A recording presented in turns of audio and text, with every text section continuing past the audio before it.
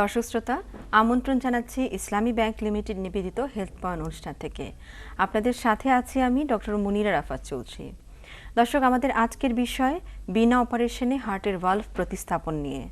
এই বিষয়ে আমাদের সাথে কথা বলার জন্য স্টুডিওতে উপস্থিত আছেন ঢাকা সিএমএইচ-এর paediatric interventional cardiologist professor colonel Nurunnahar Fatema. চলুন আমরা কথা বলি তার সাথে। কেমন আছেন? ভালো। আমরা আজকে কথা বলবো বিনা অপারেশনে হার্টের ভালভ প্রতিস্থাপন নিয়ে। কথাটা শুনে আমার কাছে বেশ নতুন লাগছে।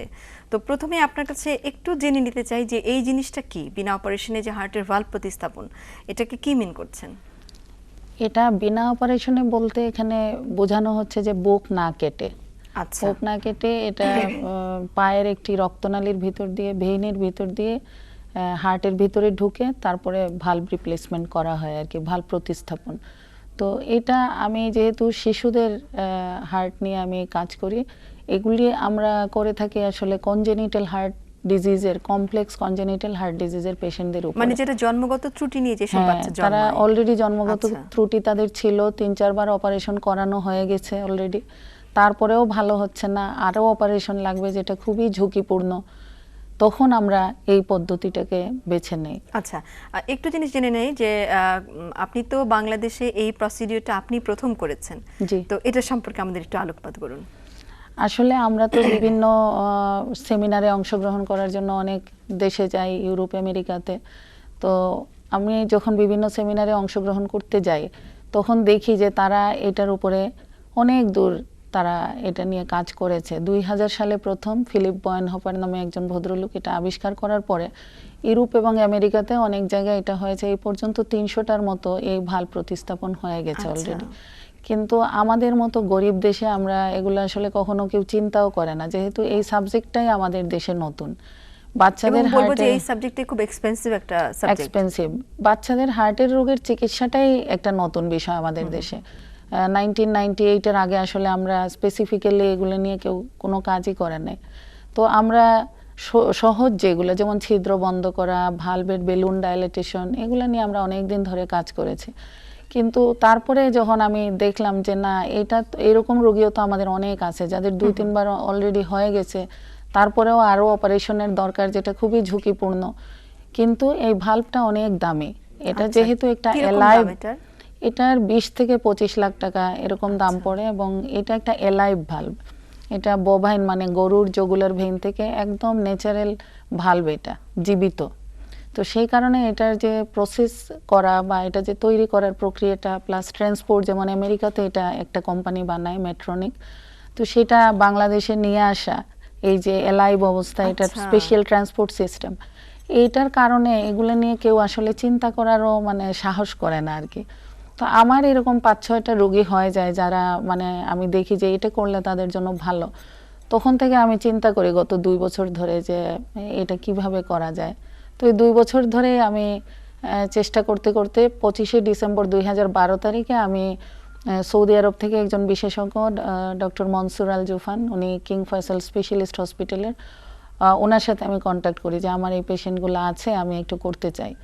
তো তখন উনি বলেন যে ঠিক আছে, আমি এটাতে হেল্প করব। তো মেট্রনিকের সাথে কথা বলার পরে ওরা ওনাকে প্রক্টর হিসাবে আমার প্রোগ্রামের সাথে অ্যাটাচ করে দেয়। তারপরে আমরা 25শে ডিসেম্বর 2012-তে ফার্স্ট একটা পেশেন্টে করি সিএমএইচ ঢাকায়, এবং সেটা ওনার তত্ত্বাবধানে উনি ছিল, আমরা 2 জন মিলে করেছিলাম।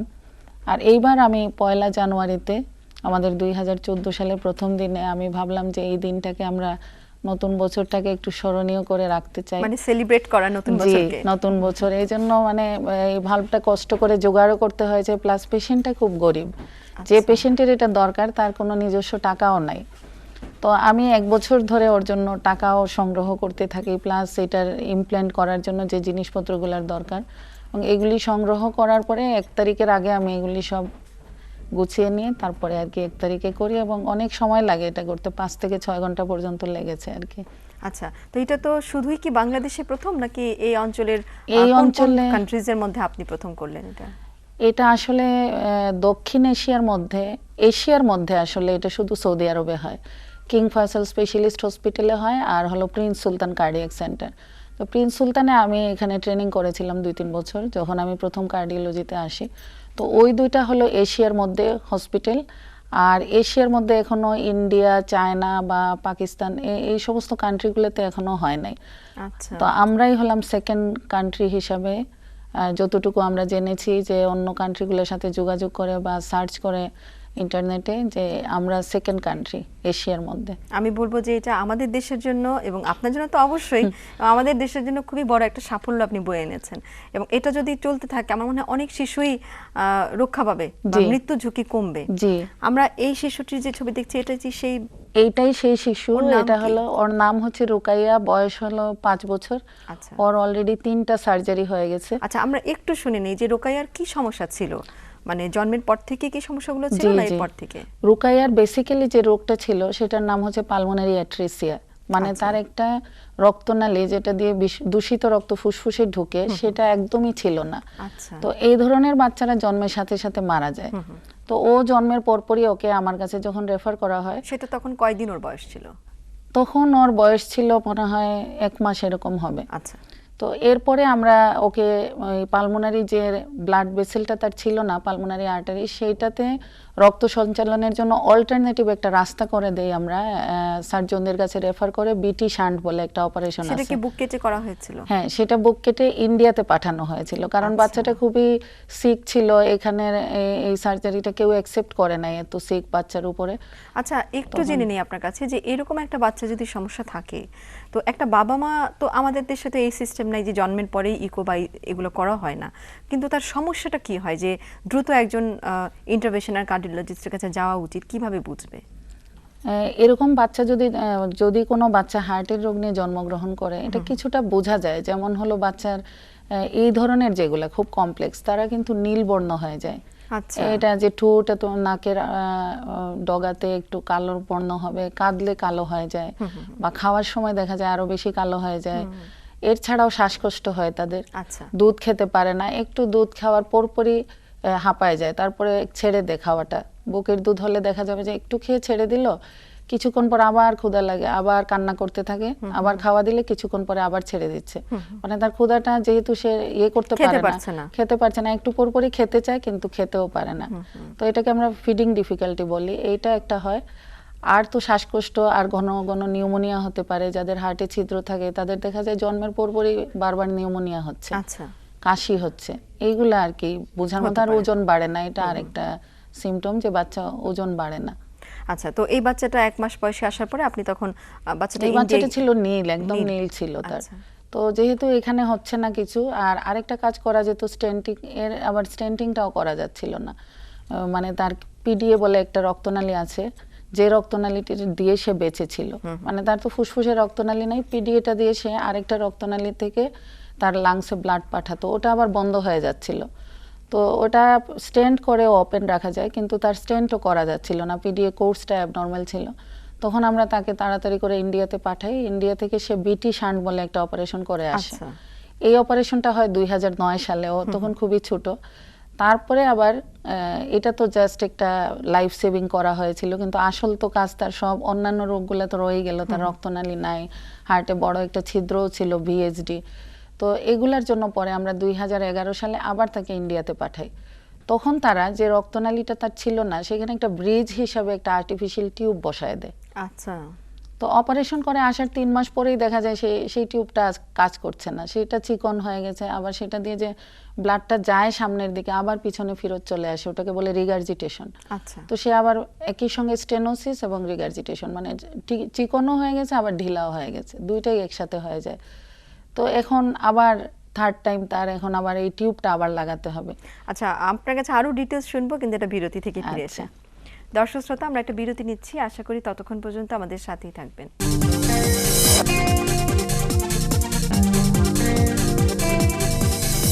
দর্শক, বিরতির পর আবারও স্বাগত জানিয়ে শুরু করছি ইসলামী ব্যাংক লিমিটেড নিবেদিত হেলথ পান অনুষ্ঠান থেকে। আমাদের সাথে আছেন প্রফেসর কর্নেল নূরনাহার ফাতেমা।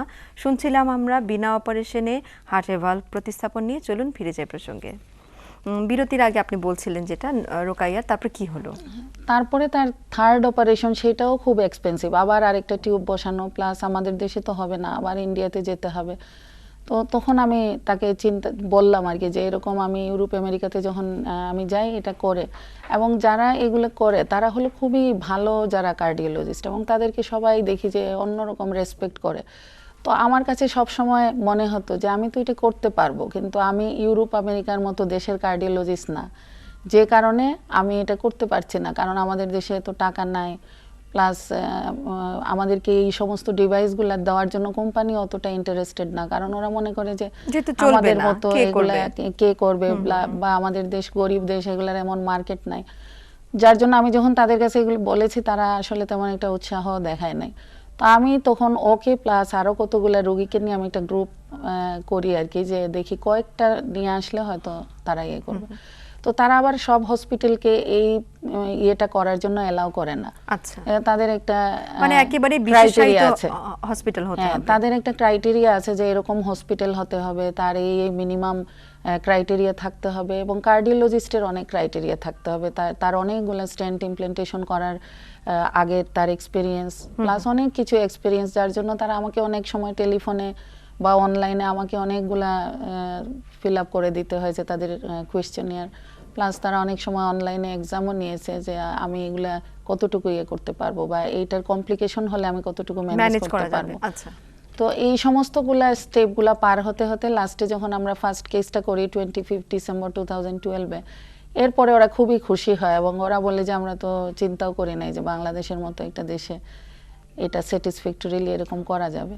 আর এইটা আমি করেছি যখন, এটা আমার কাছে ভাল্বটা আমি আগেই নিয়ে এসেছিলাম, কিন্তু আমি যখন করেছি ফার্স্ট জানুয়ারিতে, তখন আমি আর বলি নাই, কারণ ভাবলাম যে আগে একটু করে নেই, যদি কোনো সমস্যা হয় তাহলে আগে থেকে তো বলার পরে যদি পরে কোনো কমপ্লিকেশন হয় বা না হয়, তো সেই জন্য আমি ভাবলাম যে আমি অল প্রিপারেশন নিয়ে সব টাইপের সব কিছু ইয়ে করে করার পরে তারপরে আর কি সবাইকে জানালাম যে না এটা খুব ভালো। এবং এখানে যে ছবিটা আমরা একটু দেখে নেই, যে এইটা দেখেন, এই যে এখানে যে জিনিসটা এরো মার্কের মধ্যে দেখা যাচ্ছে, এটা হচ্ছে কন্ডুইট, যেটা সে আর্টিফিশিয়ালি অপারেশনের মাধ্যমে এখানে লাগিয়েছিল, কিন্তু এটা পরে আর কাজ করে নাই।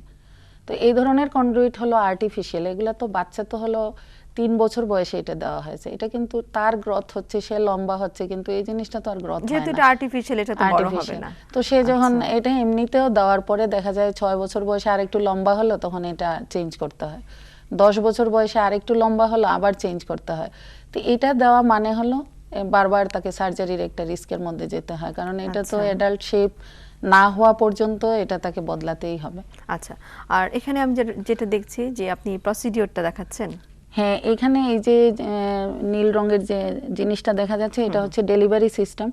এটার উপরে যে গ্রে কালারের যে জিনিসটা, এটাই হচ্ছে ভালভটা, এটার মধ্যে ফিট করা আছে আর কি। এটা তাহলে আপনারা যে কোথাতে এটা পায়ে দিয়ে এটা ঢোকানো হয়? হ্যাঁ, পায়ের একটা রক্তনালী, রাইট ফেমোরাল ভেইন দিয়ে আমি করেছি। এখানে এইটাই পেশেন্ট রুকাইয়া, এবং এইখানে দেখা যাচ্ছে তার এইখানে বেলুনের সাহায্যে আমরা মাপতেছিলাম এই প্রথম পিকচারটাতে যে এটা কতটুকু সাইজের ভালভ লাগবে।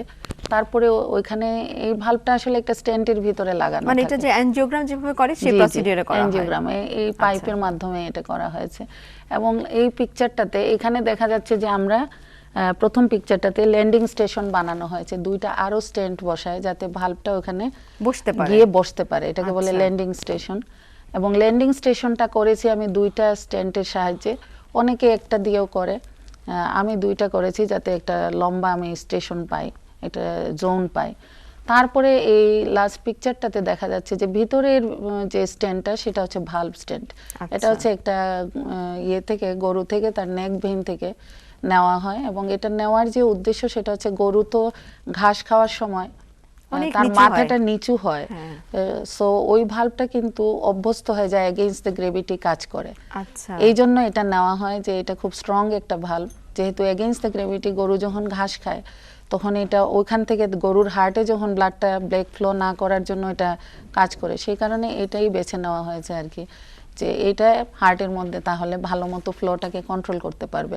আচ্ছা, তো রুকাইয়া এখন কেমন আছে? রুকাইয়ার যে ছবিটা দেখানো হয়েছিল এটা আসলে পরের দিন সকালেই সে উঠে বসে খাওয়া দাওয়া করেছে, এবং তারপরের দিন আমরা ডিসচার্জ দিয়ে দিয়েছি, বাসায় চলে গেছে। আচ্ছা, ওর কি এখন ফার্দার আর কোনো অপারেশন বা আর কোনো ঝুঁকি থাকবে কিনা জানতে চাচ্ছি। না, এটা আসলে হওয়ার সঙ্গে সঙ্গেই যার হয় তার তো সাথে সাথে আমরা বুঝতে পারি যে কমপ্লিকেশন হতে পারে। কমপ্লিকেশন, এবং আমরা আচ্ছা। অনেকবার ইকো করেছি তার, এবং বাসায় চলে যাওয়ার আগেও তার ইকো করলাম, তারপরে কোনো লিকও নাই, কোনো ন্যারোয়িংও নাই। তার তো দুইটা প্রবলেম ছিল, একটা ছিল যে ন্যারোয়িংটা ছিল চিকন, আর আরেকটা ছিল যে লিক করতো ব্লাডটা। আচ্ছা। এখন তার লিকও করে না, ন্যারোয়িংটাও নেই।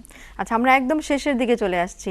আপনার কাছ থেকে একটু আমাদের দর্শকদের জন্য আমরা কিছু অ্যাডভাইস চাই, যে হার্টে তো আসলে অনেক সমস্যা হয় শিশুদের জন্মের পর থেকে, বাট এটাকে আসলে কেন প্রতিরোধের উপায় বা বোঝার উপায়, বা বাবা মারা কিভাবে আরেকটু সচেতন হতে পারবে, সেই বিষয়ে আমাদের দর্শকদের উদ্দেশ্যে একটু বলেন। আসলে আমি তো কাজ করি জন্মগত হার্টের রোগগুলো